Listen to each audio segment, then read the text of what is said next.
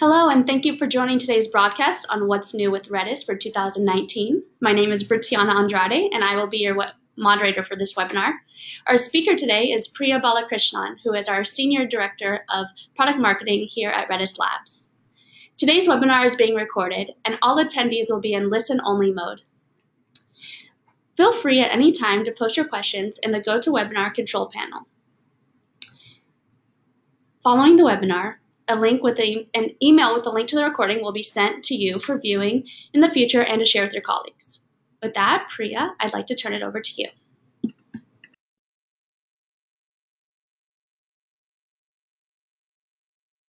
Thank you very much, Brittana, and good day, folks. Thank you very much for joining us today in this webinar. I'm going to try and get into the presentation. Perfect. So, most of today's webinar will be focused on what's new. But as I was looking through some of the registrations today, and I noticed some of you may be new to the technology, while my intention is not to deep dive into the basics of Redis in today's webinar, what I will do is spend a little bit of time quickly reviewing what Redis is and our evolution, and I should take no more than 5 to 10 minutes doing that. And then I will go into, most of the presentation will be around our latest announcements. But before we jump into that, we will just take a quick poll in terms of your usage of Redis and where you're actually currently deployed if you are using it. So if you could take a couple of seconds to just answer this, that would be tremendously helpful. So, who are we as an organization, right? I mean, we are Redis Labs, the company, and we're the primary sponsors of the open source technology Redis. Some of you may be aware that earlier this week, we were voted for the 3rd year in a row as the most loved database by a survey that Stack Overflow conducted to over 100,000 developers. And in addition to our open source offering, we also have our enterprise grade solution, which offers a rich set of capabilities to solve a variety of modern application use cases. And what is driving Redis's popularity is that we've invested a lot over the last 10 years. So just this year, in February, we celebrated a decade of being in the market. And when we started in 2009, we started off as an open source solution. And the intent of that solution was to be able to capture high volume data at high velocity, at high throughput, and to be able to process and serve those results at sub-millisecond speed. And as a result, a lot of the organizations, and quite a few of you also attending right now, are probably using Redis as a cache because that's what we were well known for at that time. But since then, and that Redis has open source itself includes a versatile set of data structures, which it's like a sophisticated key value store, and they provide these Lego blocks for you to really use it for a variety of use cases beyond just caching as a session store for high-speed transactions, for personalization, recommendation, and so on. But over the course of the last decade, we've added many, many capabilities. In 2014, we introduced our enterprise-grade solution. Think of that as a wrapper around open source Redis with many additional capabilities. To begin with, it's a multi-tenant solution. It includes a zero-latency proxy so that you can direct your request to a single endpoint. It creates a pool of Redis instances. It has the cluster manager to manage the pool. And it includes a variety of additional capabilities around high availability, around disaster recovery, around instant failover, linear scale of performance, and also additional capabilities around data-centric high-performance use cases. But we also realized that as customers started to adopt more and more of Redis, it can become very cost prohibitive if you want to store all of your data in memory because RAM is just expensive.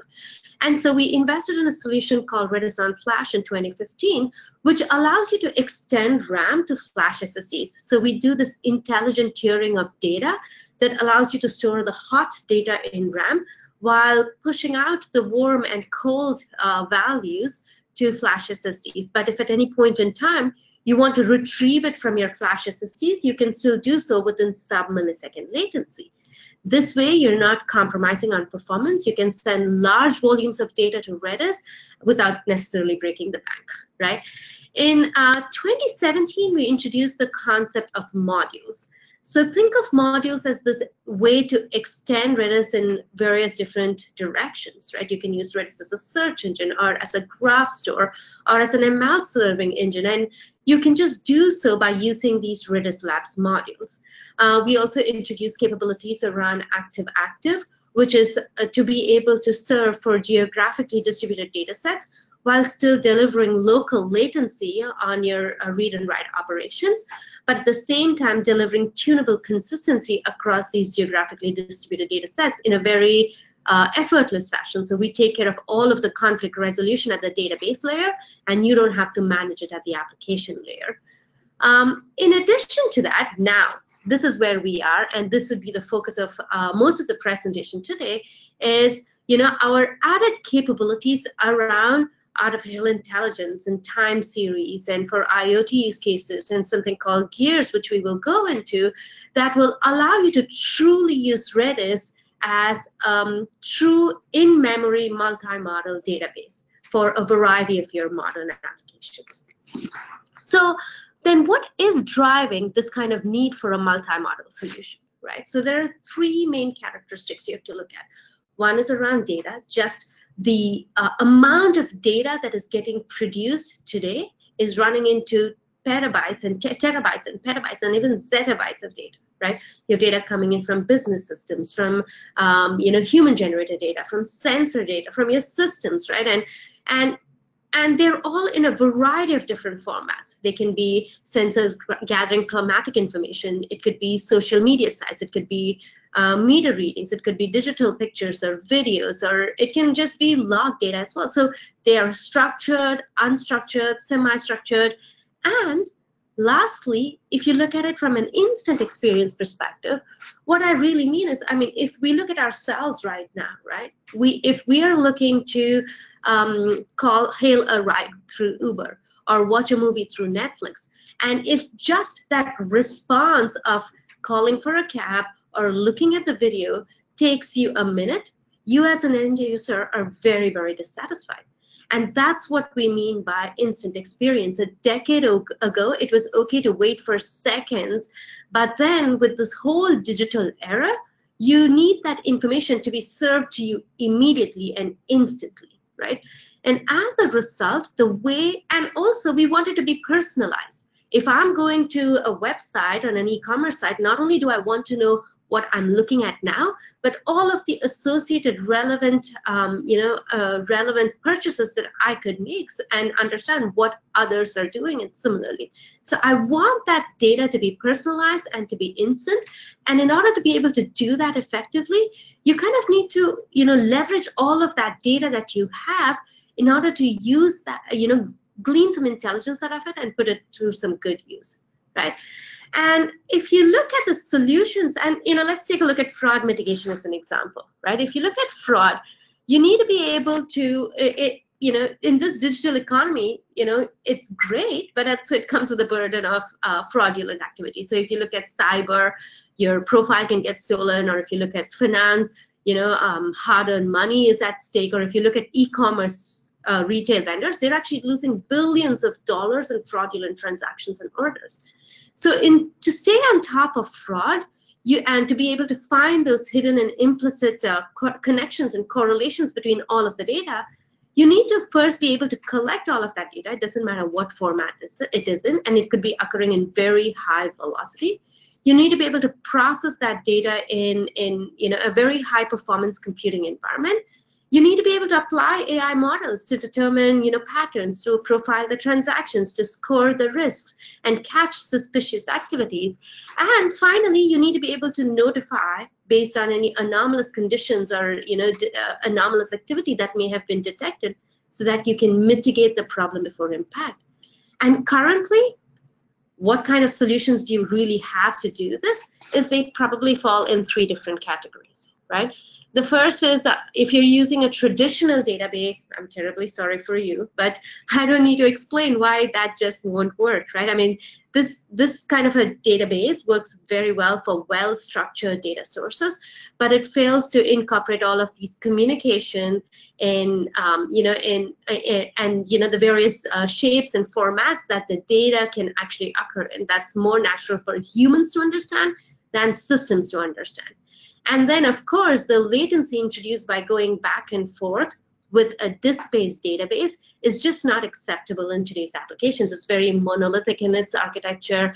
The database, this kind of like one database fits all use cases approach just does not work. Alternatively, now you have this concept of polyglot persistence, right?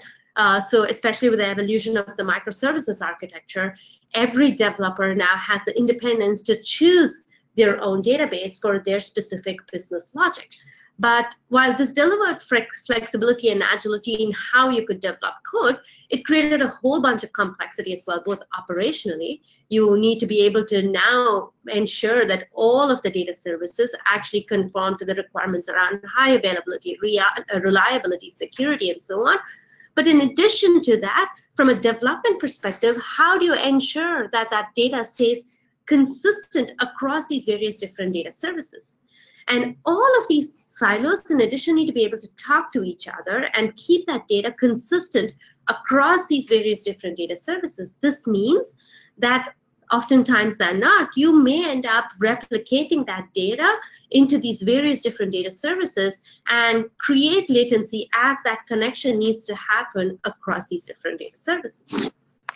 Alternatively, the next gen of solutions to polyglot persistence is this whole multi-model solution, where it's kind of like going back in time, but also going ahead to the future, in that you have one database, but you support multiple different data models.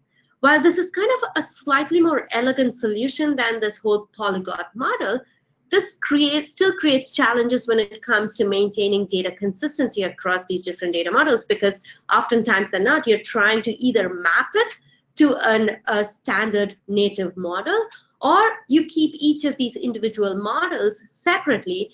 And that means, again, when you want to have that data communicating between, across these different data models, it is really not simple. It creates a lot of development complexity. So what do you really need from a solution that is truly multi-model, right? You need to have data model flexibility. So that means you need to be able to deliver, not only collect that data in its native format, but also store that data in native format and manage these multiple models with a kind of an extensible design, right? You need to be able to index, parse, and process all of these data models in a very native fashion. But at the same time, you need to provide this ability to have that data interoperate in real time. So what I mean by that is you need to be able to combine these distinct models in an integrated fashion while enabling these kind of different lenses on that data in real time. And it doesn't matter what the structure of that data is. And thirdly, you need to be able to have consistent, sustainable performance. You do not want to introduce these kind of discrete mappings across these different data models, which can substantially degrade performance. You need to be able to maintain consistent high performance on large data sets, on both in terms of velocity as well as in terms of variety, and access to all of that data in real time becomes very, very critical. And that brings us to Redis Enterprise as a multi-model database. If you look at it, the first thing is Redis supports a variety of different native data models. We have sophisticated data structures that go beyond simple key value store. We have streams that provides you very Kafka-like functionality that allows you to effectively manage data consumption. We have probabilistic data structures. So we have two space-efficient data structures, Cuckoo filters as well as Bloom filters that we actually support to check for set membership and cardinality. We have Redis JSON that will allow you to use Redis as a document store. So it uses a hierarchical tree-like format to manipulate JSON documents with server-side queries and store complex nested schemas. We have Redis Graph, that now allows you to, connect your data as sparse matrices, and it uses a very intelligent linear linear algebra called GraphBlast to traverse that data efficiently that is stored in graph format and process all of this connected data 10 to 600 times faster while achieving 60% less memory and storage usage. We have Redis Search. Now, Redis Search is a very popular module that allows you to implement document and field scoring, numeric filtering, exact phrase matching, full text query, advanced search operations, use it as a secondary indexing engine or autocomplete engine. And, all of these modules, when we benchmark it against leading purpose-built solutions, so Redis Search is an example. When we benchmarked it against Elasticsearch, we were able to, outperform them by 5x for full complete text searches. In addition to that, now we've introduced 3 new things: time series, AI, and gears that add additional types of data, but also allow you to combine these distinct models in a very, very seamless fashion. And because modules are built on top of Redis, now what it does is it allows you to inherit all of the properties around Redis and deliver that sub-millisecond speed that you've all come to love about Redis. So that takes us to what's new, right?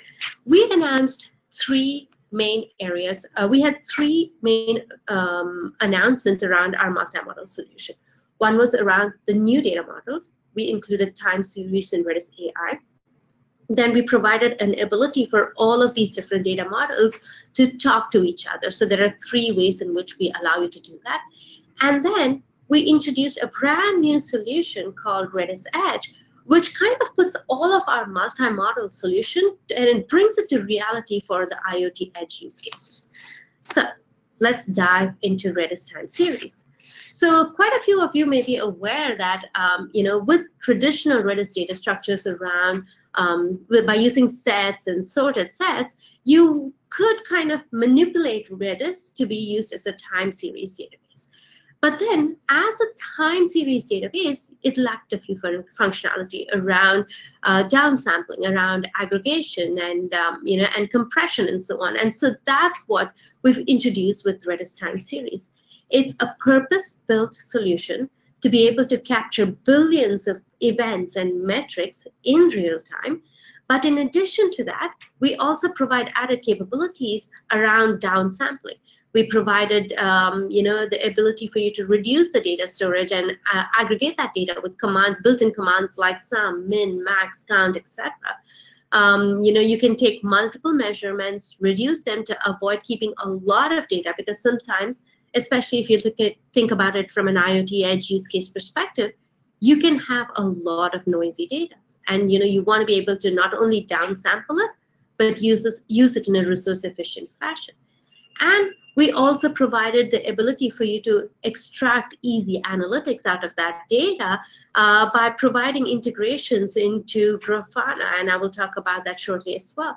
We also provide you the ability to label your data to get kind of a global view of what's going on. So let's say you want to be able to label your CPUs and understand only all of the failed CPUs very quickly. You can now do that with our time series module.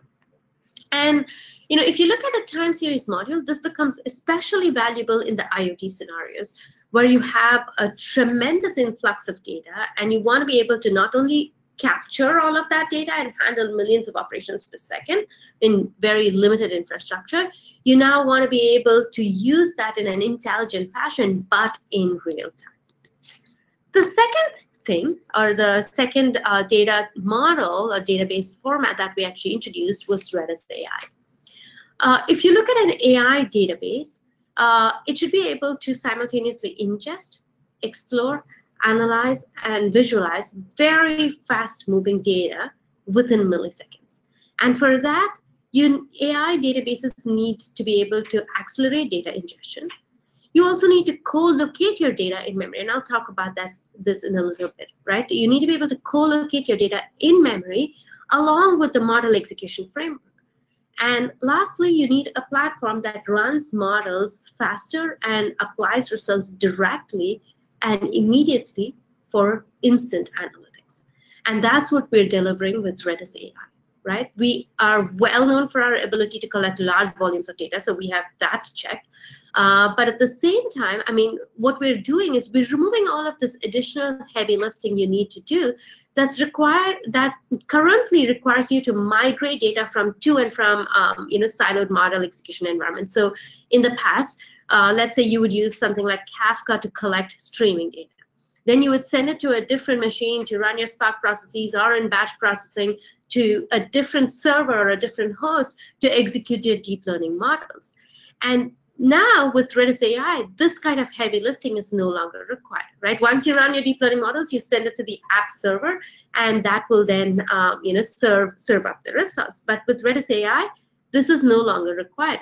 What we are doing is not only are you collecting all of that data in Redis with a lot of the Redis functionality we just discussed, but at the same time, we now allow you to run your AI models and serve your AI on that data where the data lives on Redis in memory, right? And this really dramatically reduces the latency of transferring your data between multiple different servers and hosts in order to get those insights.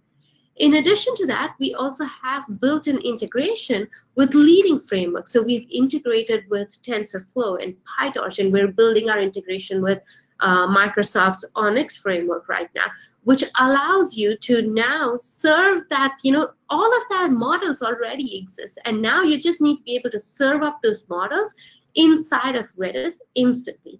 And that's what Redis AI allows you to do. But so far, what we've talked about is all of these different types of data models, which is great. But how are we different from, polyglot persistence environments, or what a lot of the vendors, call themselves as multi-model? Is we provide you the ability to effortlessly connect your data across these different models. And there are 3 ways that you can actually accomplish this. One is you can manage multiple data models at the same time and easily connect these building blocks very, very easily. So if you want your search to be used upon your key value data structures, we already can do that. But now let's say you want to use search on top of graph, or you want to use search on top of your JSON data, or search on top of your time series data. Now we're providing you the ability for modules to talk to each other. Secondly, what we're also providing you is a shared data structure. So now what that means is you can now use hash as a shared data structure across all of these different data models. And so now you can extend and combine these queries across all of these different data models very, very easily. And what this allows you to do, and what this gives you, is truly maintain a single copy of that data set, right? The third thing that we've introduced, and which I will deep dive in the next section, is Redis Gears. What Redis Gears really is it allows you to automatically transform and process your data agnostic of its topology, so without any kind of application heavy lifting. So it can react to data changes, it can initiate functions based on pre-configured event triggers, and it can really facilitate this intermodal communication very, very easily. So just deep diving into Redis Gears a little bit, think of it as a serverless engine for these kind of multi-model operations within Redis. So it runs as a Redis module, and it supports event-driven and transaction-based operations. Currently, it supports Python, but we're looking at supporting more languages very, very soon. And it performs 2 primary things. One is it enables the execution of server-side business logic to react to data changes and initiate functions based on these pre-configured triggers. So, so based on, like, say, key space notifications, or based on streams, or based on time-based events or custom functions, you can basically manipulate your data across these data models and invoke these computations. In addition to that, it also delivers MapReduce-like capabilities. So now, if you want to aggregate your data across these multiple different instances of your multiple different Redis shards, you can now do that seamless sharing of data across these multiple functions, again, to facilitate this kind of intermodule communication and transaction to power your real-time use cases. So in a sense, what Redis Gears really is it allows you to transform, process, and query your data agnostic to the deployment architecture, agnostic to the model, and independent of what format or model it really appears in. Next, Redis Edge. What is Redis Edge? So if you look at IoT environments, I mean, they have very, very stringent requirements around footprint, around latency, and how quickly you serve up the results, right? I mean, your edge devices itself are very small and tiny in nature, and you can't put a heavy database there. Can you take a, another time series database, kind of, create some kind of a solution for an IoT use case? You absolutely can, but it requires you to manually do that effort. With Redis Edge, now that we have all of these different data models built in, so we have Redis streams to capture high velocity data. We have Redis time series that can now, also capture time-stamped data. We have Redis Gears that can allow you to transform your data from streams to, say, a time-based format, or invoke functions into Redis AI to run these AI models. Now we've packaged all of this for you for a Redis Edge solution. Right? So now what Redis Edge really is it's a package of Redis streams, Redis time series, Redis AI, Redis Gears to run on IoT edge devices. And it requires an extremely small footprint. So if you look at Redis Edge, in reality, all it requires is less than 5 MB. So think of it as a Raspberry Pi device on ARM32, and and it just is an attachment to your edge device, and it can run very, very seamlessly. So, and because now we have all of these different capabilities that we have built into Edge, it allows you to do these deep learning edge analytics using Redis AI very, very quickly and very, very efficiently. And it is future-proof. Right now, IoT is very nascent in its adoption. You probably have it, if you're using any kind of an IoT use case, it's probably on 10 devices or on like 100 devices. What do you do when this becomes 1,000 devices or 100,000 devices? How do you manage that? And Redis can actually scale horizontally on any platform, hardware platform of your choice, and therefore it becomes a really custom, purpose-built solution for your IoT use cases. And so what problems can you actually solve with this kind of a multi-model solution? It ranges across a whole variety of use cases, right? So if you look at live stream classification, so we had this demo, at our user conference earlier in April, where we have all of these people walking into the conference, and it actually is able to classify the various people or streams of data that they're coming, streams of data that's coming in, and that's of people and visual recognition of those people. If you want to use it from a fraud mitigation or anomaly detection perspective, you can easily do that. If you're using it for IT or security monitoring use cases, you absolutely can do that. And we talked a little bit about event monitoring. If we look at the fraud mitigation use case that we just talked about earlier, now we have all of the capabilities you need around fraud mitigation. So you have Redis streams. We're having some background noise here, which is terrible. I hope that you can continue to hear me. But if you look at Redis streams, we can capture high velocity data. We have time series to be able to do that as well. We have the ability to now transform streams into a time series format, because streams also has time-stamped data.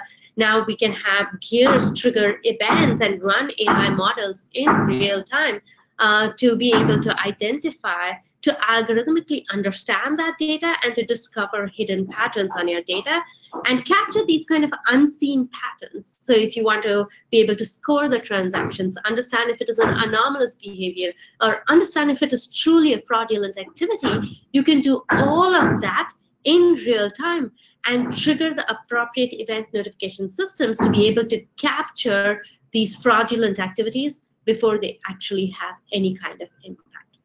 And additionally, if you look at it from an IoT edge use case perspective as well, very similar. We can collect high volume data. We can now reduce that data with downsampling capabilities. We can connect all of this data with Redis Gears, and we can apply analytics for real-time insights. All right, so what makes Redis truly a differentiated multi-model solution is that we can collect any data in any format. So we can collect fast-moving data for multiple sources at any format.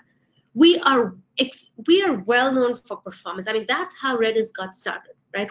If there's anything that people love us for, it is at a bare minimum for our fast data processing, because we can deliver it in sub-millisecond latency.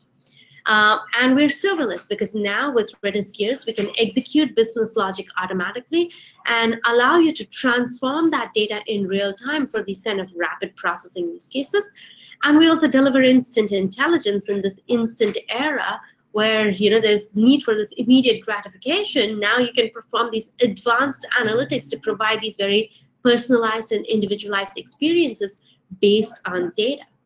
And while it is not necessary for cloud environments it's not necessary from a multi-model perspective, what is important and differentiated with other vendors that call themselves multi-model is the ability to run this across any environment, right? We are everywhere. We are across multiple clouds. We are also available as an on-premises software if you so desire. We can also have hybrid deployment architectures between cloud and on-premise or multiple different clouds as well. In addition to that, we also announced a whole bunch of other things. So, so far we've been focused on the multi-model story because that was the biggest part of our announcement. But we also announced some acquisition around a GUI tool for Redis, and we also introduced many partnerships for visualization and also Intel's game-changing memory technology. So if you look at it from an RDB tools perspective, we just acquired RDB tools that was developed by Hashton.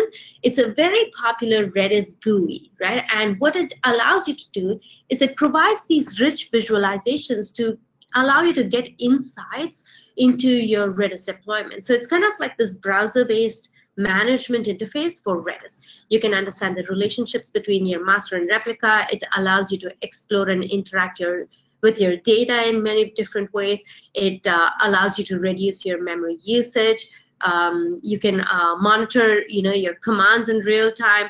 And now, and it provides many more capabilities, and it's available as a free download. So you just go to our website, look at our announcement blog, and it will give you a link into where to, actually download this tool. And it's extremely popular amongst the Redis community. And now this is a part of the Redis Labs toolset. In addition to that, I touched on this a little bit, but the Redis time series module also provides you a very native way to extract the data from time series and run it over Grafana with a native Prometheus adapter. So what this allows you to do is it allows you to easily integrate with the Grafana interface for monitoring and for understanding your time series data, as well as the implementation of your Redis infrastructure as well. In addition to that, we also had Lenses.io join us, and this is from Landloop, and it delivers a very powerful user face for your streams there, for Redis streams data. So for data streams, it allows your engineering and data teams to query these real-time streaming data and create and monitor these kinds of application topologies and integrations with your other systems as well. In addition to that, we also have the Redis Graph module, and we've announced an integration with Linkurious. Linkurious, actually, they provided a very interesting demo as well, which I highly recommend you go to our website and see as we post all of these videos. But what they allow you to do is they allow you to explore graph data in Redis using Redis search and Cypher query language, because Redis Graph also adopts the Cypher query language. And so with Linkurious, you can now search, visualize, edit your data stored in Redis Graph, and it provides you these rich visualizations of your data and graph analysis to kind of expose the connections, to understand the patterns, and and drill down into each of the nodes and edges so that you can understand the relationships between your data to find these insights as well. In addition to that, interestingly, Intel also, we've been working with Intel for the last couple of years on their Optane DC persistent memory technology. What this is so Intel has been working on this since 2015. So this is a game-changing technology, right?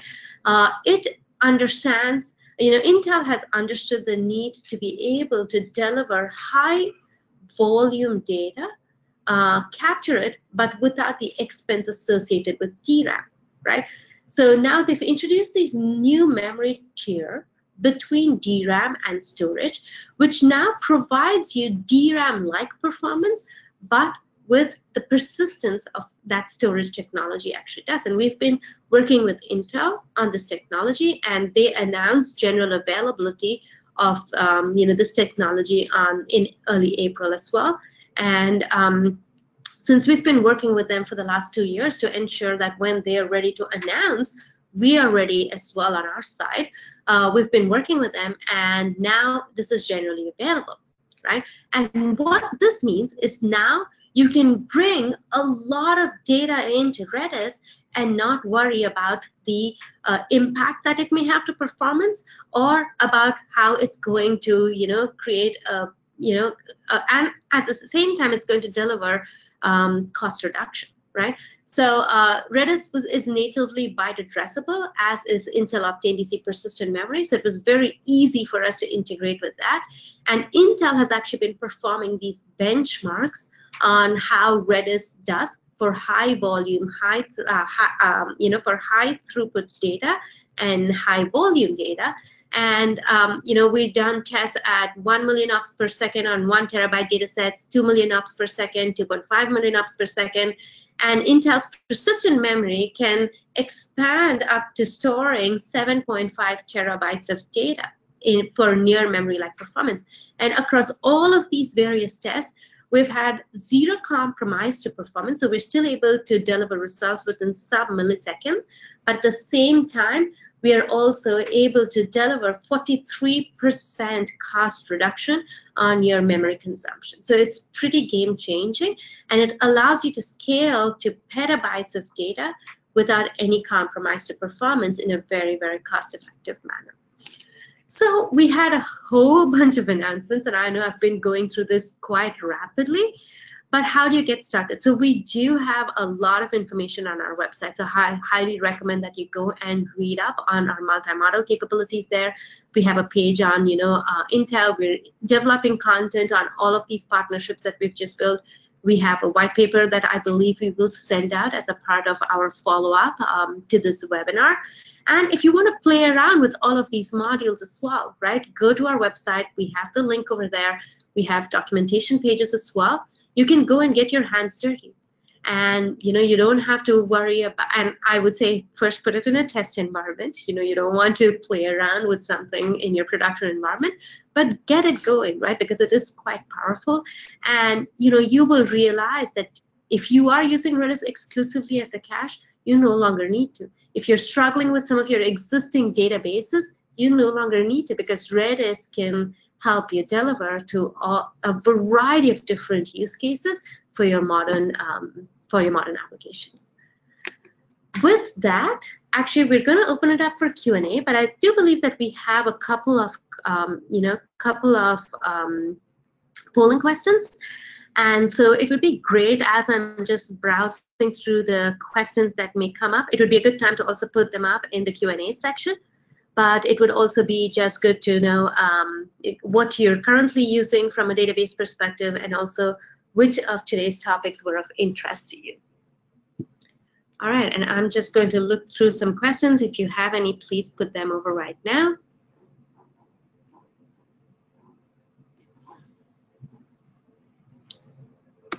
Okay, so I think the first question that I see is around, I currently have a deployment of Redis on AWS, but I'm very interested in Redis Search and Redis Time Series. Can I use them in my current Redis deployment? So, well, I think that question can be answered in a couple of ways. So if you actually see, if you're running Redis as by yourself on AWS as an end user and not using the AWS Redis open source service, then you absolutely can, right? Because all of these, we are invested in our community, and we want to make sure that our community has access to this. But if you're running Elasticache, as an example, right, or on AWS, then no, you do not have access to any of these modules. So either your options are to, come to Redis Labs, and we can work with you to figure out how to give you access to these modules through our own services, or if you want to run it in your open source technology by yourself in your own environment, then you're welcome to do so. The second one is, what happens to the current Redis ML module with the introduction of Redis AI? Very good question. So with Redis ML, what we have, so we've had a module, so for those that may not be aware, we've had a Redis ML module for a few years now, a couple of years now. And what Redis ML was focused on was on machine learning exclusively. And, and now with what we did was, we had to tweak that a little bit to make it more consumable. And in addition to that, what we wanted to do was serve for deep learning and neural frameworks as well. And so that's what we're doing with Redis AI. So it includes ML, all of the capabilities you have with machine ML module. But in addition to that, it also includes deep learning and integrations into PyTorch. And now it allows you to run all of that on Redis platform. So if you're using Redis ML, then you will have the ability to upgrade and start using Redis AI. Right? I currently use purpose-built solutions for Graph with Neo and time series. Will you have feature parity with those solutions for Redis Graph and Redis time series modules? So again, I think it's an important question for us to address, right? I mean, so we've talked about all of these different modules, and you're right in that, you have dedicated organizations that are focused exclusively on that single purpose-built solution. So you will have an organization that works exclusively on building just a graph database, or exclusively on building just a time series database, or exclusively for just search use cases, right? And that is fantastic. Right? But oftentimes than not, what we're starting to find with our customers is that you use, even with Redis as an example, right? I mean, a lot of our customers use only a specific portion of what that product has to offer, right? And we're seeing patterns and trends on where that is. And with time series as an example, we're seeing that customers want to use it from downsampling and noise reduction and resource efficiency. And so that's where we're investing. And with Redis Search, what we're doing is we're investing on like full text searches and on ensuring high performance and fuzzy matching and autocomplete and so on, and that's where we're focused there. And with Graph, it's actually truly innovative. We have multiple papers written by independent analyst firms as well that talk about our very unique approach to delivering Redis as a graph data store, or a graph or unique approach to just using Redis as a graph data store. And and that is kind of where we're headed, right? So are we looking to say, oh, we are everything for everyone? I don't think that would be the right approach or the right answer. So my recommendation to you is to say, hey, for my problems, right, can Redis solve it with their modules, right? And these are all open source, and these are all freely accessible to you. So you can absolutely do that and test that, and you will see that, oftentimes than not, for the capabilities that you're using, Redis can solve it. If it is not, then it's okay to go with your custom solution, and there is nothing wrong with it, right? I mean, we do want to partner with these vendors, but our intention is not to be all things for all people, right? And I think the last, we have maybe time for one more question, is can you tell me a little bit about Redis Enterprise on Intel persistent memory and when it will be GA? So actually, it is already GA. It is generally available right now. So we do have a few customers that are already, that we're already working with for actually petabytes of data stores. So it's actually, something that we're seeing a lot of excitement on. And to answer your question on what it is, it really is this in a separate tier of memory, right? So it has two modes of operation. So it has something called memory mode and app direct mode, and it allows you to either extend your DRAM and just use it as an ephemeral store if you so desire with the memory mode.